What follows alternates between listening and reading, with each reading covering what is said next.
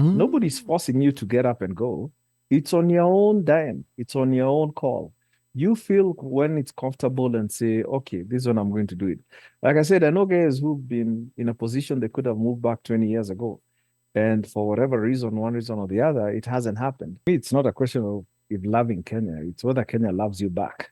If, again, you don't take some things to heart too much and you can fall off a horse, dust yourself, and get back on and keep going, definitely try it. It's worth it. Let's make this real for the audience. Who should actually move to Kenya and who should honestly not move to Kenya? Kimani. What? Someone who's comfortable with failing, by whichever standard you define failure. If that is an expected outcome to which you will not lose your mind, definitely move. If it's something that's going to adversely impact your mental health because the reality is so different from what you had anticipated, don't do it. Don't do it to yourself. It's going to shock your system. But if you're the kind of person who, falls off a horse and gets back, dusts yourself and, keeps on going, please try it. It has a lot more benefits than it has things that are detrimental to you. It's an experience that will redefine you and how you look at life and how you look at opportunities. It's a great, great, great learning tool. But who would you say is most at risk? Just looking at diasporans and vile tunaishi hapa, who would you say is what diasporan is most at risk failing, even if they don't necessarily see it yet? I would say, again, this whole things come with, what's your family situation? What are the dynamics you're working with? What's your reality? All these things contribute in one way or the other. I'm not sure there's one sure way of saying, hey, that guy, that guy, or that group, that set of skills or circumstances is definitely largely at risk. It's neither here nor there. But, if, again, you don't take some things to heart too much and you can fall off a horse, dust yourself, and get back on and keep going, definitely try it. It's worth it. But if your family situation or your spouse is not on board and yes, sasa you're adding too many things that will go wrong. So save yourself the process. Oh wow! Spare yourself. That's right there. That's the unexpected part that I think a lot of people are not thinking about. If your family dynamic is shaky, you wanna strengthen the foundation first before. So ongeza simiti. Yeah. Huyo kama if your spouse kama spouse mnagongana vichwa, wacha na vitu watoi. If your kids are like 3, 4, 5. You see what he did? He said it was the right timing. It was right timing. Right timing. Hata kama kuwa destabilize kidogo na chuo na nini, haingekuwa ati ile ya 4, 5. It's not that one of like 13, a 12-year-old who 12, has already got whatever. friends Hiyo ni shida. and Amber lives next door and sijui nini and they come over. Hiyo sasa moving from one county or one city or one whatever to another neighborhood, that is different. Now imagine you're moving a continent. A whole continent. Yeah. A whole continent away. Yeah. So key lesson, key takeaway is a couple has to be on board. Your spouse has to be on board. Same WhatsApp group. If one of you is 50-50, then there's a high likelihood problem, of the problems coming No, up. mujipeleke kamkunji pale. Mujipeleke mujisort. Yes, so I think that's very important. Then another thing here, Kimani, because a lot of people believe passion or patriotism is enough, and that's where the romanticism comes in. Is loving Kenya enough to succeed there, or is that one of the biggest traps? Kimani? To me, it's not a question of if loving Kenya, it's whether Kenya loves you back. Yours is always unquestionable. The love for that country is so deep. You get to love it. yes. As you're walking towards your gate, you see KQ over there. You just see that emblem, and you start brightening up. We just had Boston Marathon. Yes, we used to go to that thing and sing national anthem and be so proud. But you get on the ground and suddenly that Kenya doesn't love you back. Anaconda and that's doesn't. The hard Anaconda reality. doesn't love you back. Yeah. Yep. But for someone who's watching this right now and seriously considering the move, what's the one honest question they need to ask themselves tonight before they make that decision? Kimani. What's your exit plan? Wow. If all else fails, what's going to happen? If it's you don't have an ability to come back here, is there an ability to go elsewhere? Because it will get to that point, or it might get to that point, and you want to save yourself the shock of, I have no options. Later, now things are thick. Even my family members are now complaining because now you become a problem to them also. You are better off when you are there. At least they didn't have to worry about you. Now they are concerned with your mental health. Or you might have been Are the you savior. bored? Yeah. So you have to be honest with yourself. Okay. Wow. Now, for those who don't realize they're not ready yet, is delaying the move to Kenya a failure, or is it actually a smarter strategy? Because there's a lot Delay of until pressure. you're comfortable. Yeah? Delay until you're comfortable. Whose timeline are you working with? Nobody's forcing you to get up and go. It's on your own dime. It's on your own call. You feel when it's comfortable and say, okay, this is when I'm going to do it. Like I said, I know guys who've been in a position they could have moved back 20 years ago. And for whatever reason, one reason or the other, it hasn't happened. I don't think those guys are in any position to say that, they feel bad that it hasn't happened. It's just that timing hasn't worked to where they're comfortable for one reason or the other. And it's perfectly okay. There's, I wonder why some of these problems are even discussed.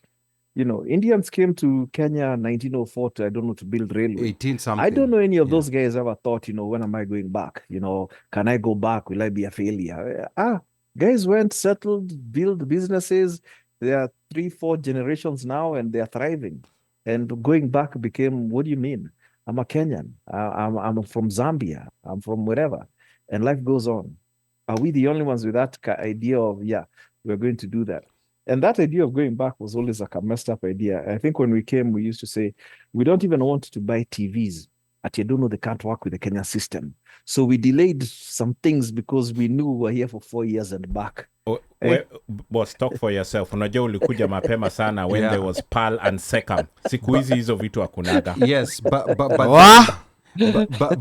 another thing that has come up, like before we wrap it up here, I have a theory, and like I always say, theories and especially opinions, they are the shallowest form of knowledge. So I am revealing my own shallowest form of knowledge, yet to be proved, but it's just a theory that I have. In that, Kimani, you moved to Kenya in 2013. You came in the US in 1991.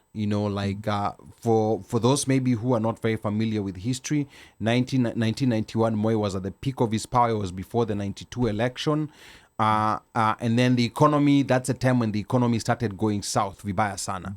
So there was not much incentive. There was no, push incentives to make people who are out in the diaspora, or rather pull incentive to pull people back in Kenya. They were not there. People were staying out, and the thought of going to Kenya was just not there. And I think that's the first time in the 90s, and maybe Omoshu can correct me, that when Kenyans actually started permanently settling in the US, because students used to mostly come and then they would go back. But I think that's a period where now things were not looking good in Kenya and people were choosing to permanently settle here. That's when we started seeing Kenyans settle. So here's my theory. During that time, the Kenyans who permanently settled, and then Kibaki came in with a new ray of hope after he won the 2002 election. So there was a renewed optimism. Your time 2003, 2004 ndo si tunakuja domina kuja US, Mike, you already here. But I think there was an optimism. I was able to live through that wave of optimism after Kibaki won the election. It was an entirely different kind of Kenya. Yes, it was. And I think it reverberated out here in the diaspora. And there was a lot of diasporans who wanted to go, help build a new Kenya. Even Kibaki himself, came in 2003. A lot of people, would not recall this. Kibaki is one of the people who was against dual citizenship. He, in a speech right here, he told Kenyans, kama unataka kuwa Mkenya, unabaki kuwa Mkenya. If you want to be an American, but that was back in 2003. But again, this is history. So, but there was an optimism of a lot of people wanting to come to move to Kenya. Now, your optimism continued through Kibaki's presidency. Ilienda mpaka 2013. So 2013 is when now Kimani was going back to Kenya. And it wasn't only Kimani going back to Kenya. There was a whole other cohort of Kenyans. So I think those Kenyans who came, like at the beginning of that phase, Kibaki, there was some optimism, like some businesses were doing well at that time. So I think they may have done well. Now, Kina Kimani came in at the peak of that optimism when Sasa, it was Kibaki's final year and we were transitioning to Uhuru. And Uhuru and Ruto, they came with their own set of promises. Uhuruto came with their own set of promises. So now people were thinking there's going to be a turbocharge. But unfortunately, that happened to be the peak of the market. Unajua vile market inaenda juu, then unaingia the peak. So unaingia when Uhuru's presidency is starting with so much optimism from a certain group of Kenyans. And then it starts descending. Yeah. And then 5 years later, Kimani leaves, Dr. Alan leaves, because Dr. Alan is also around the same period. Dr. Alan leaves, and then now it's descending further down. So sasa stock iko chini. So it's now my theory that now that the stock is down, depending on what happens next year in Kenya, ako ka stock kanaweza kupanda tena. That's just my shallow knowledge, my opinion. Disclaimer again. Those are strictly Ali's thoughts, have nothing to do with the One Mic Show. Yeah. I just want to hear Kimani's reaction to my shallow knowledge, and then tutamalizia. Kimani. You're spot on. I don't think it's shallow. I think you're spot on. By the time I was coming in 91, I'd just had to run for my life because of Sabasaba. I don't know, somewhere in Eastlands, and I was crossing through with a mat, and suddenly we had to be diverted into South B because we could not pass through Mudurwa. There was a lot of things happening where, and so many people graduated in 89 that the opportunities for further advancement or education just weren't there. We didn't have universities as we do today. There are so many more places you can go to school. So that was the first graduating class of KCP, of 844. That was the double, 89 the last was, class for Form 6 and the first class for KCSE. Yes, 89, yes. You're right. But and there was a bunch of people that time because it was a huge. So it was a double group that came out. It was a double group that came out. Yes, that 89. So by the time you're being put on a plane to come to Seto, the underlying theme is you go and make it happen there. Don't even have thoughts of coming. Don't look back. Mm-hmm. Yeah. It was things are this bad. You go. In fact, if anything, we might depend on you to pull us up. And that's just how it happened. So you're spot on. It's not that, it's shallow or anything. You're quite accurate in how you see things having unfolded from the 90s all the way to 2013 and beyond. Okay, so I, I have that belief that, and that's in case something changes in Kenya next year. I think the other episode we also need to have, so there's so many that we've come up. There's I lost health, count. Education, family. There was another one, a rural edition. There was also another one someone was suggesting, successful person. Yeah, so there's like another 5. Right. Yes. Yeah. Yes, I don't even know where we're going to get all these episodes from. We might have to get to a point where we're doing this twice a week, so, but iwapo, we'll need assistance with sponsorship. Because it takes money.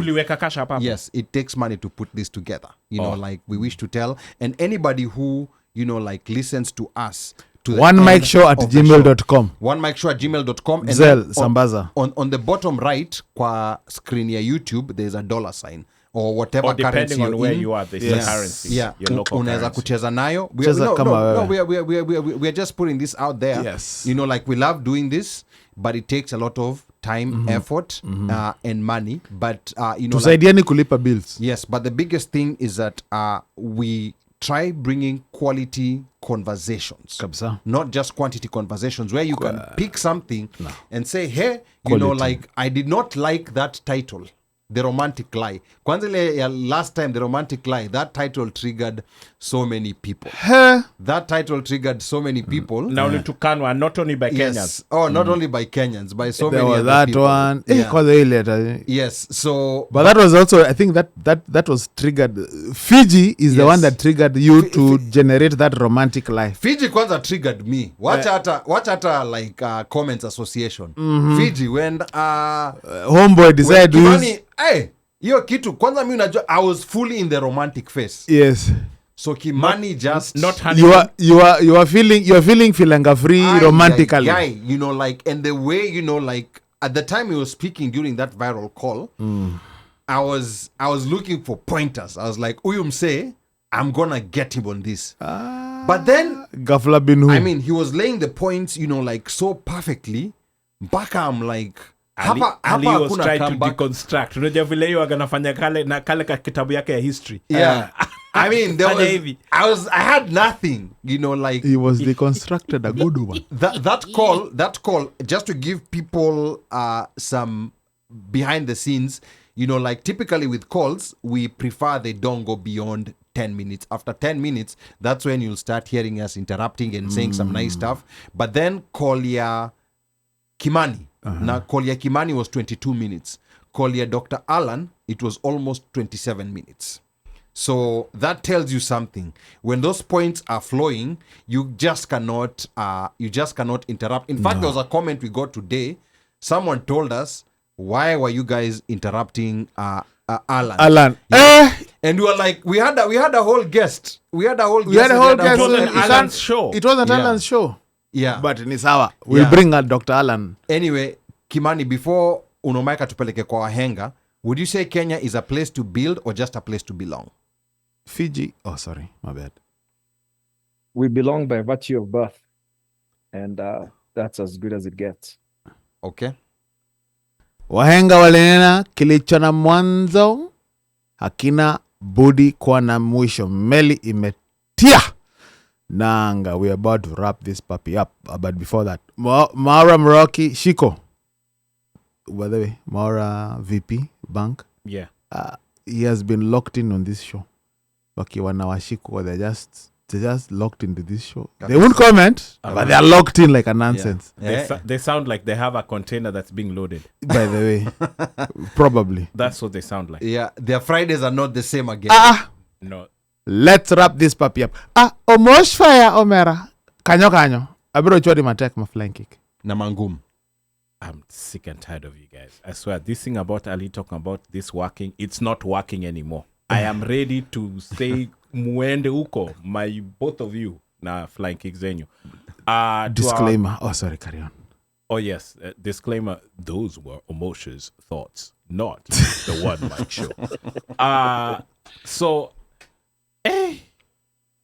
my friend Kimani, thank you so much for gracing us with your presence for 2 Fridays in a row, and that's what, 6 hours. More than. I mean, let's.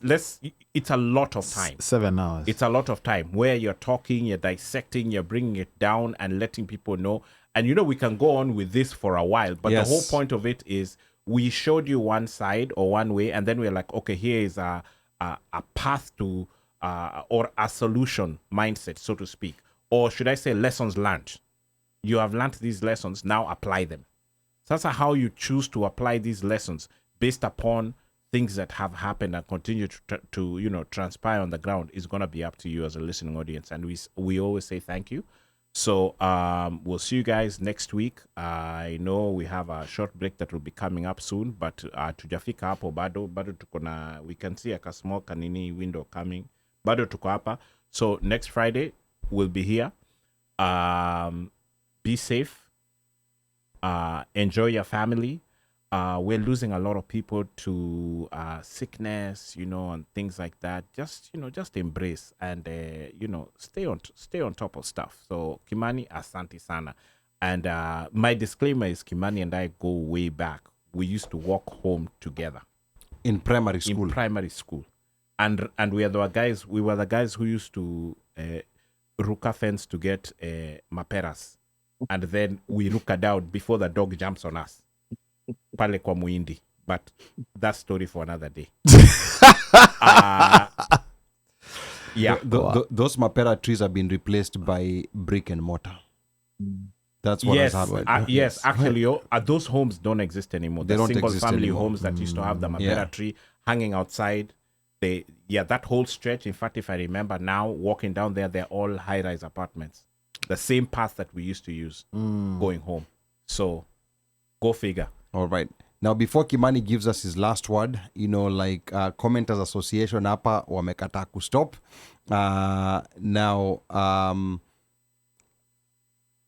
Preston hapa Joseph alikuwa anasema good point Ali, and then this was when we started doing the disclaimers. Preston anasema that disclaimer thing is ghetto bro. Ali is right, Kimani went back at the wrong time. And then Joe anasema, I now understand Kimani, his move to the US wasn't out of pleasant circumstances.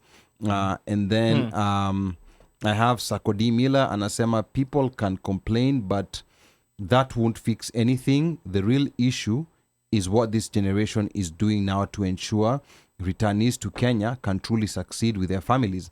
And then Joe says Kenya is a good country. If it was another country, Kimani would be under security radar, which is very true.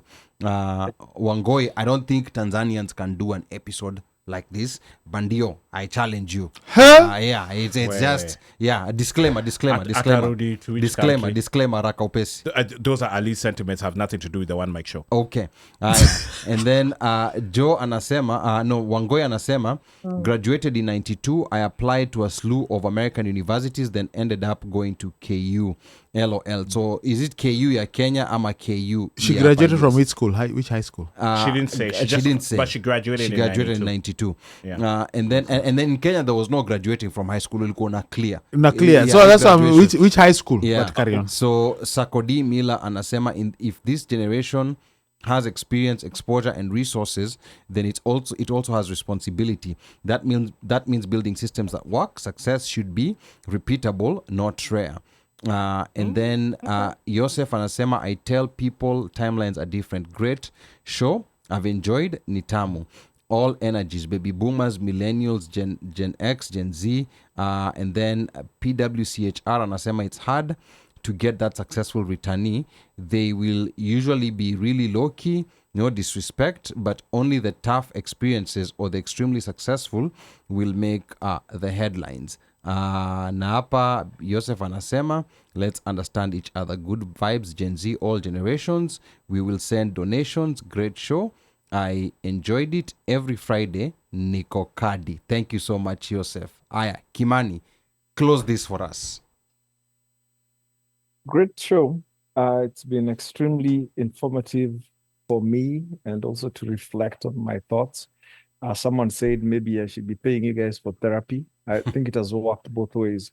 I could share as much as what it is I've gone through or seen, but also how people look at that and have thoughts to add has been extremely informative to me. So thank you much for having this show. I hope it helps someone who's looking at going back and thinking of what it is to expect. As for my good friend Omosh, constantly the gentleman, Omosh doesn't tell you, we used to walk home and all through the route we would start like 20 guys and guys would drop off as we get to their house.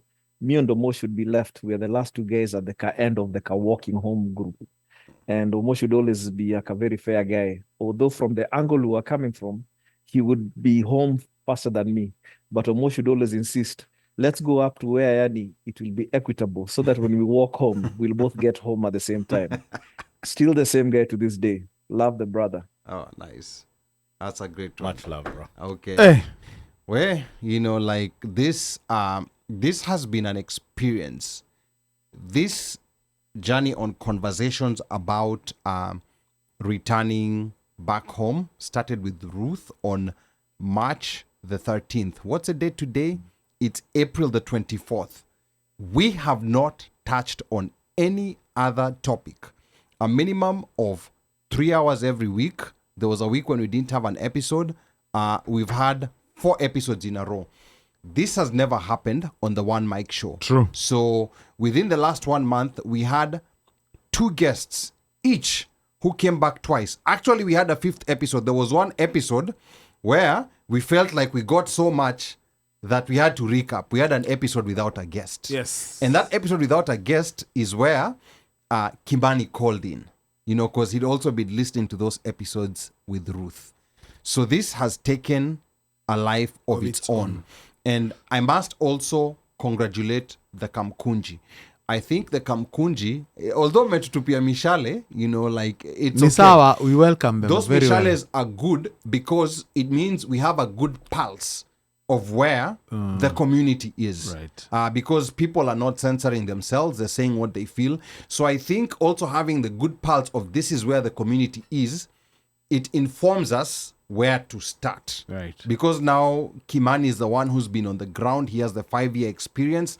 It gives us good basis to know this is where the community generally is. So I think this is where we can start so that we can all get to a place of understanding kwetu sisi sote. So thank you so much Kamkunji for the comments, for the compliments, but pia mnaweza kucheza na hiyo $sign hapo on the bottom right of your screen kwa YouTube if you're on your phone. Ikiwa kama ni kwa iPad ama kwa computer, it might be somewhere else. You can find it. And I appreciate everybody who called in Esther Mulusa, that rural edition. I think that one also will have a lot of value to give people an option. If Nairobi seems it's too not expensive, just Nairobi. Come on. yeah, there's so many other places that you can go. And someone also said we also need to get a Black American. We've had 2 before, but not within this series. I think this might be a good time to also talk to Kiawakesho Simmons of Traverse Culture to see she's the one I was thinking about. She has the diaspora nini. Yes. Akona ile diaspora community na wanna build a place for diaspora returnees, yada yada yada. Yes. So I think she might also give some valuable input, where Black Americans are going in there and Kenyans, we're here talking of coming back. So I think that will also be good. The irony. Na kwa hayo machache, yote ambaye anataka kunipigia simu, nambari yangu bado ni ile 1-800 mteule.